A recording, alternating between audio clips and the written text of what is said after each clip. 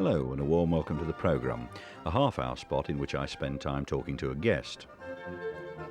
Now, some of them have names which are instantly recognisable and some don't.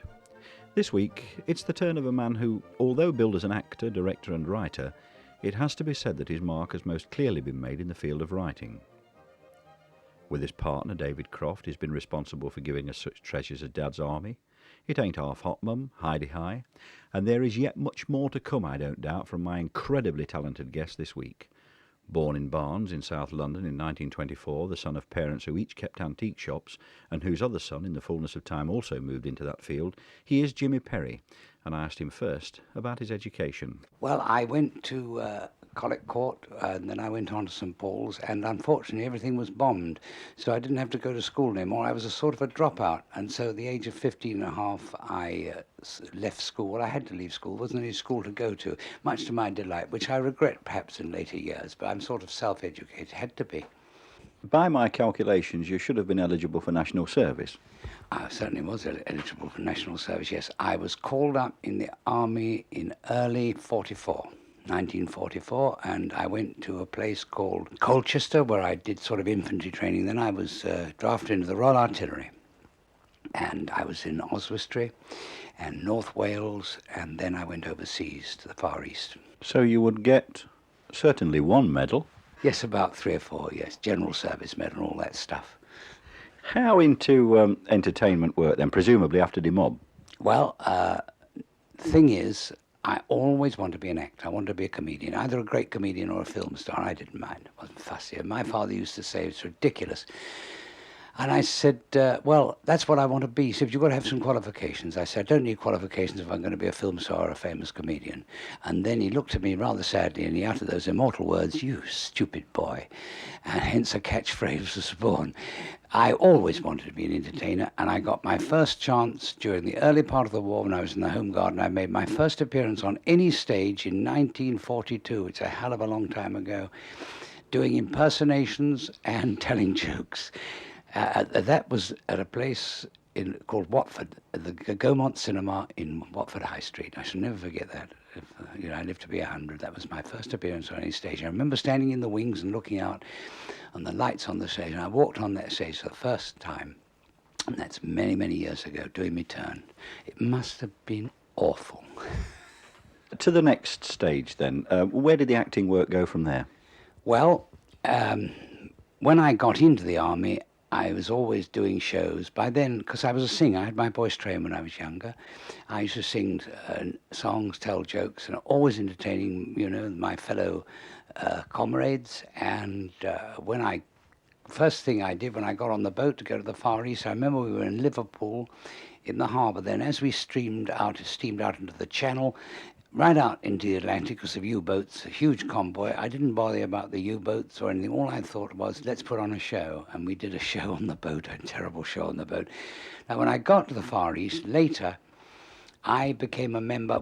Just before the war ended, I was taken very ill. I was dreadfully ill, nearly died, in fact. And I was taken back to a place called Doolally in India. And that's where I first fell in with the Royal Artillery Concert Party. And I was then a bombardier. I later became a sergeant. And subsequently, the war ended, and the man who was running the Royal Artillery Concert Party went home, and I took it over and ran it. And the sergeant major really existed, and the two idiot officers really, all those people really existed. In fact, Ain't Half Hot Mum is nearer to truth than anything I've ever written. And it's strange because people think it's rather bizarre, but it actually happened. Progresses from the early acting then into the writing. Well, if I can go back a bit further, do you want me to go back a bit further? Because don't forget, we're talking of now, I came out of the army in 1947. I remember that awful winter, 1947. I didn't start writing until 1967, so we're looking at 20 years here. And there was a marvellous man named Joseph O'Connor, who was the officer in charge of the Royal Artillery Concert Party. He's an actor. And he said to me, sir, I think you'll make a very good actress. I shall coach you. How do you fancy going to the Royal Academy of Dramatic Art? And he coached me, and I got a grant, and I did 2 years at the Royal Academy of Dramatic Art, and I was there with Joan Collins and all sorts of people, Robert Shaw, Lawrence Harvey, Warren Mitchell, or Meisel as he was called in those days, Lionel Jeffries, Dorothy Tooting, host of people. And then I left RADA in 1950, and I thought, oh, I'm going to be a great actor, and I got my first job as a comedian, or second comedian and singer, in a concert party at Butlins Holiday Camp at Filey. And so that was my first job in show business. Well, I subsequently got into several West End shows. The first one was called The Glorious Days, which starred Anna Neagle at the Palace Theatre in London in 1953. That's where I met my wife, and we subsequently married a year later. And I had a varied career. I worked in repertory, I worked in musicals. I was in 3 musicals in the West End. And then in 1956, my wife and I put all our money together and we took over the Palace Theatre at Watford. And we ran weekly repertory, which has disappeared now altogether. That's putting on a fresh play every week. And we used to do a pantomime at Christmas, and we ran the theatre for 9 years together. It was a dreadful struggle. And it's now a civic theatre. It would have been pulled down, but I think they owe it to my wife, Gilda, who struggled to get the council to take it over, which they subsequently did. And we left in 1964, 65, I can't quite remember now. And then I went on tour with my friend John Hanson, who I know very well because we did several shows together, and our singing voices match. He's a much better voice than mine. And I worked with John Hanson.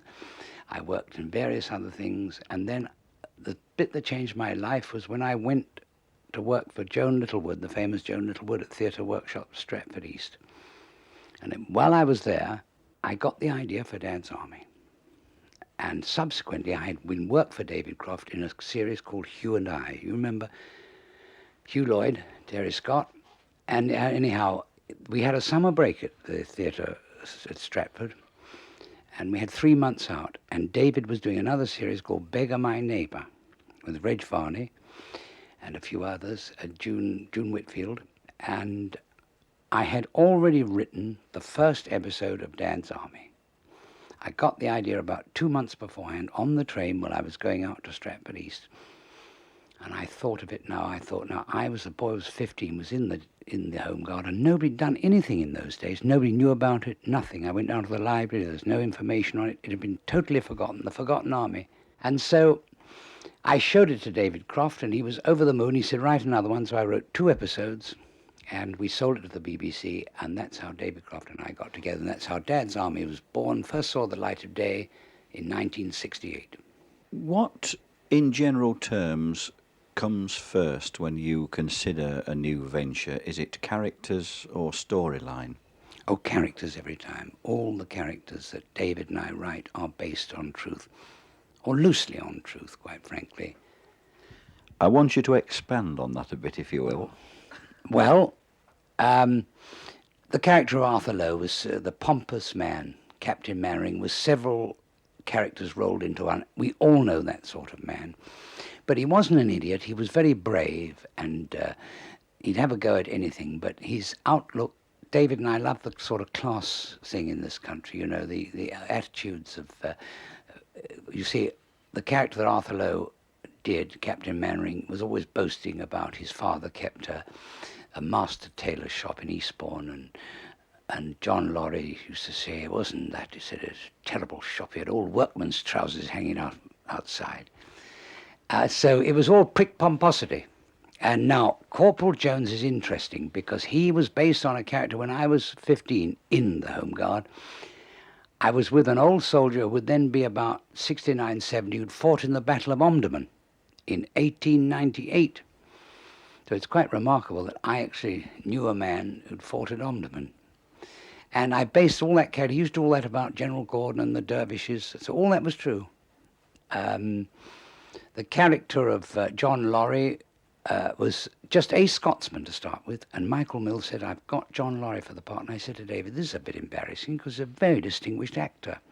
So we bumped the part up, we wrote the part up and created the part of Fraser the Undertaker. Jones, as I said, was based on a man I knew in the Home Guard. Now, the character that John Le Mesurier's played we reversed it, so we put the grammar school boy in charge of the public school boy, which made a lot of comedy. The boy, Pike, 17-year-old boy, is loosely based on me. You know, my mother used to say, you know, go and stay out all night, you'll get a cold and all that. The part of Godfrey, was sort of just came into being. A lovely character for Arnold Ridley. And Walker was a spiv, which was very current in those days. And that's how the whole thing came together. We wrote 80 episodes, and we got the Writers Guild Award for 1969, 1771. And I got the Ivor Novello Award for writing Who Are You Kidding, Mr. Hitler, which not many people know that, it was an original composition. A lot of people think it's an old wartime song, but it isn't. I wrote it in 1967, and Bud Flanagan recorded it about 2 months before he died. It was the very last thing that dear old Bud did. Can I invite you then to talk about Arthur Lowe, perhaps in particular? Well, Arthur Lowe was an extraordinary man, and now, as you know, we're doing 16 repeats, starting very soon, of Dad's Army, and I'm looking at them now. David and I are looking at the tapes to pick out the best ones. We've chosen 16 very good episodes, and he was a remarkable technician and a brilliant artist. He just so real to life. Now, Arthur and I had a lot in common, in as much as Arthur in his early days had done a lot of weekly rep as I had. And he used to, I think, send himself up a bit. The pompous man, he had a twinkle in his eye. And he never used to take his script home, because Bill Pertwee, who played the warden in Dad's Army, a very great friend of mine, said to Arthur one day, "Arthur, didn't you take your script home?" He said, "Oh, I never take a script home." He said, "I wouldn't have one of those things in my house." But this is a fact. He never took one home ever. And he was always, extraordinary in his attitude to things. I never forget, we went up to Blackpool to switch on the illuminations. I think it was about 1973. And we pulled into, is it Preston? Yes, on the way there. And they gave us a special coach. And we're all sitting having lunch. And the train stopped and the station was packed. And they were all looking in the window going, "Oh, look, there he is, there he is. Oh, look, look, look." And Arthur tapped on the window and, "Go away." And so, anyhow, when we got off the train, we had to drive into Blackpool. The mayor sent some limousines. And then there was an argument as to who was going to ride with who in the limousines. And John Laurie says, "I'm not riding with yon Arthur." And Arthur said, "I shall naturally go in the first car with the mayor," and all. And it was just like another episode from Dad's Army. I was outside the station there. There was the station master there in his full regalia, the top hat. You talk about a slice of England, and there were all these marvellous idiots arguing as to who was going to sit in what car, and he wasn't going to go there, and they weren't going to go there. And we had police outriders, and we drove into Blackpool in triumph. I know that Windsor Davies effectively formed the Sergeant Major's creation. How much leeway, in fact, do you, as a writer, permit an actor? Well, actually, what happened with Windsor Davies, the part was originally a Cockney Sergeant Major. We tried many, many actors, and then I thought of Windsor Davies, and he came along and he read the part in Cockney. And because Windsor actually, I believe, was born in London, though he was Welsh. And I said, "Wait a minute, Windsor, that doesn't sound right. You're Welsh. Go away, come back in an hour, and we'll rewrite a few speeches, and you can do them in Welsh." Because you had to just get a slightly different intonation on it. So we rewrote some stuff, and he came back, and he read it in Welsh. And that's how the part of Sergeant Major Williams created. But I have to say that we adapt our shows for the actor, but we don't let the actor take our shows and adapt them for himself. Do you understand what I mean?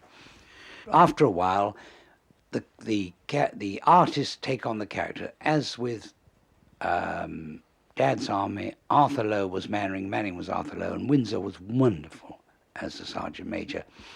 But we sort of gave him the stuff which we took from him, if you understand. But we never tolerate any sort of ad-libbing or anything like that. In interpretation, if you do differ to any great extent from a performer, are they ever right and you ever wrong? Well, I have to say, without being pompous or big-headed, David and I have always said this: if actors offer up suggestions, sometimes we accept them. But I'm not knocking actors, but they really do not very often come up with anything that's really concrete. So we have to be the judges and arbiters on that. So no, we usually know what we want, but we don't railroad actors. If they want to suggest something, we go along with it. The domestic side of writing, I mean, how do you sort it out? Do you fix a daily period or a weekly period or what? Well, we work from about 10:30 till about 4. That's much you can do. And one week David comes here to my flat. We work here.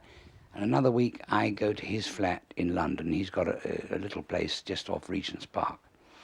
It's a little house, actually, a little terraced house in Albany Street. And we swap and change. So one week he's here, another week I'm over at his place. And what we do, we write it physically down by hand, our scripts. We haven't got word processors or anything like that. We go through it. We sort of workshop it, really. And then David writes one episode down, and then I'll write another episode down. Then we put it on tape, and it's typed out as a script, and we make a few little alterations, and that's it. Is there ever any confrontation? Not really. Quite frankly, it's an amazing thing, 21 years partnership, because we have a golden rule. If there's anything I really don't like, David won't do it. And if there's anything David won't like, I won't do it. So we don't press each other. I listen to reason. David, you quite often right and I'm wrong, and vice versa. But we never corner each other. I insist. We never have any of that, because I know that if David is dead against it, it won't work. And he knows if I'm dead against it, it won't work. So we have a sort of mutual agreement on this. Of all the things that you've succeeded with, and goodness knows there seem legion, which has given you the most personal satisfaction? Well, strangely enough, the one that gave me the most personal satisfaction was Ain't Half Hot Mum. Now, everybody says to me, when are you going to write another Dad's Army? I can't write another Dad's Army. You do one great, well, I say great thing, it was an inspiration, like something on high. One great creation like that in your lifetime, and I'm happy to leave that. That was, without a doubt, was the best. But I enjoyed Ain't Half Hot Mum enormously because it was novel to have a situation comedy set in the jungle. But having been 3 years in India, I was interested in putting these characters on the screen. Nobody done this before us. I mean, you see lots of Indian actors and Asian actors on television now, but when David and I did this in 1973, there were very few. So we were putting something entirely new on the television screen. I don't think the critics really appreciated it, because subsequently it became a huge success. But I dug out the crits for the first series the other day, and they were very indifferent. They went bad. They're totally lukewarm. Nobody seemed to have understood what we were getting at. If one looks at, let's say, Dad's Army, and bears in mind the number of those characters who have now sadly left us, do you sometimes despair, or are they in fact being replaced like for like? Well, they're not being replaced like for like, where comedy is changing. I don't think you can ever beat real people. But having said that, we've got all so-called alternative comics. They're not really. They're just different styles of comedy coming up, and one must go along with that. How the public takes to it, I don't know. It's very, very different to the stuff that we do. But basically, I think true characters will always emerge. They'll always come through. And I was listening to Ben Elton being interviewed on the television. He was saying the same thing. I think the Blackadder was marvelous. That's one of the few things I've really liked. Fawlty Towers lately, ever-decreasing circles, the Blackadder.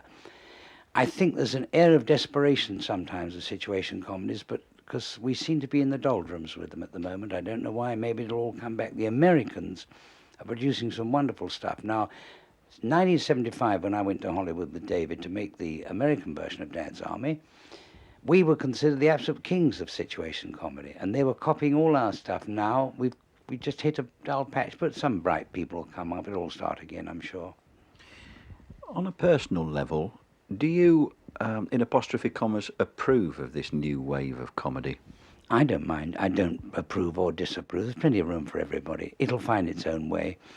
It's rather, as Maggie Thatcher says, market forces, isn't it? If people want situation comedy, they'll watch it. If they don't think it's funny, they won't watch it. So whatever's put on, it'll have to find its own level.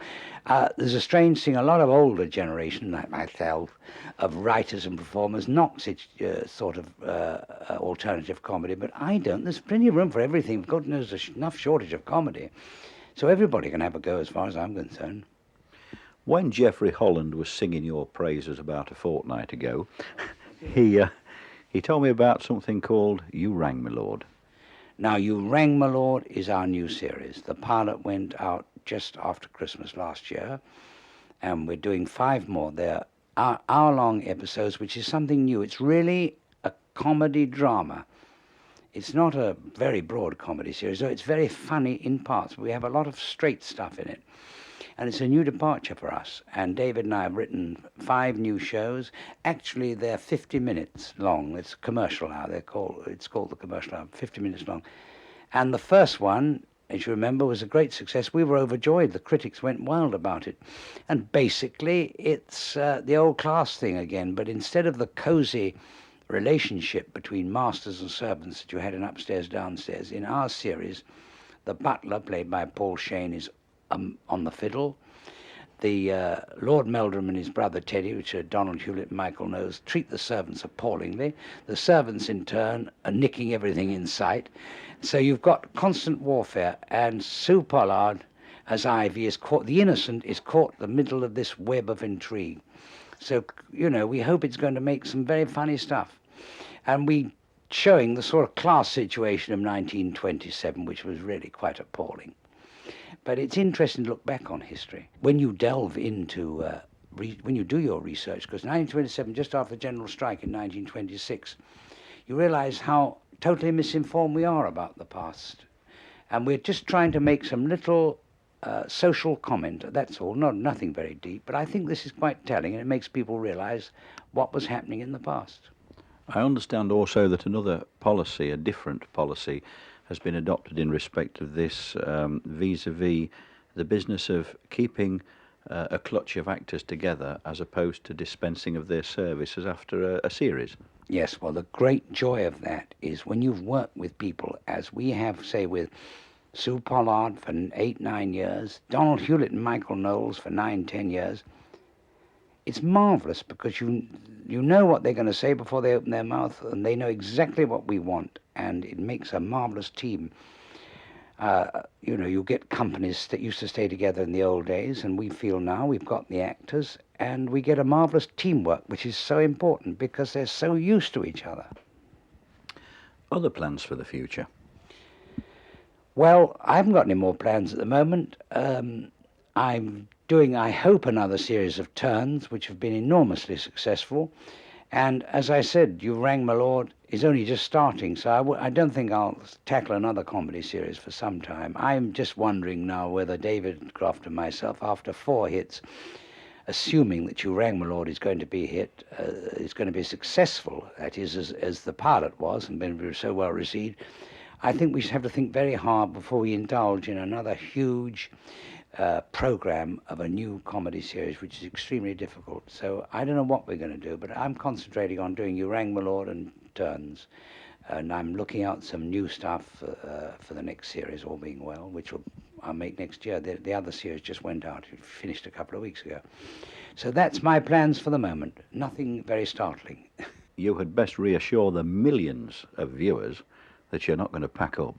Well, no, I'm not packing up, I don't think, but who knows what the future will bring, As I said earlier on, I'm sort of, if I had been in a profession, I would have been retired 2 or 3 years ago, and I'm officially retired, but I shall keep working till I drop. I shall do stuff, I shall create stuff, I don't know. I have 2 ideas. For 15 years, I've had a musical up my sleeve. And maybe for the theatre, this is a stage musical. And I've got this marvellous chap, Roy Moore, who I wrote the signature tune for You Rang My Lord with, because I write all the signature tunes for our shows. I did, as you know, Who You Kidding, Mr. Hitler, Meet the Gang, Holiday Rock, which got into the top 10, by the way. And so I may do what I call, jokingly referred to as my major work, which will be this musical. That's one thing I intend to do, and I've got an idea for a stage play, so who knows what the future's going to bring. Let's talk very, very briefly, if we can, about this very much your own baby, Turns. Well, it all started years ago when I was doing a series called The Old Boy Network. It sort of came together half by accident. A girl named Jane Greenhill, who was a researcher on the Old Boy Network, we found all this old film, and she said, wouldn't it be marvellous to do a program of this, just presenting these things? And it sort of sprung from that, and I got the stuff together, and I did a first series in 1981, then I did another series in 1983, and I've just done the 3rd series, which is just finished going out. And it's a long task, because it takes a hell of a time going all through that film. It's all in negative, so you don't know what you're looking for, but it's very interesting, because a lot of that film hasn't seen the light of day for 50 or 60 years. Small artists, the adagio acts, tumblers, jugglers, all sorts of acts who weren't very well known when they went round the halls. They've totally forgotten. Some of them have been dead 30 years. In fact, I had a letter from a man who saw an act, Alexis and Dorano, an adagio act, and he said, this was my mother and father, and they didn't want me to go into the theatre, my brother and I, and they scrimped and saved to send us to a good school, send us to university. I now run a very successful company. My mother and father have been dead over 30 years now, and I hadn't seen them until I saw this clip. Where can I get hold of it? And I put them in touch with the film people so he could get a tape of it, and it was marvellous. So seeing his mother and father work, and he can only remember them as a little boy. To your private life then now, if we can. My wife and I live together. We've been married 35 years. What do? My hobby is sculpting. You can see a little portrait there I've done of myself there. That's a bust I've done of myself. I've done one of Paul Shane. So that's about the only hobby I have apart from show business. And I've got my little garden out there, as you can see, not a big one. And we go to the theatre a lot, and that's about it. And that brings to a close this week's edition of the programme. My thanks to my guest, Jimmy Perry, but as always, my most especial thanks to you for listening. Now, at this point, after almost 160 programmes, we shall be taking a break and shall return, God willing, in July. Until then, goodbye, and thanks again for listening. Bye-bye now.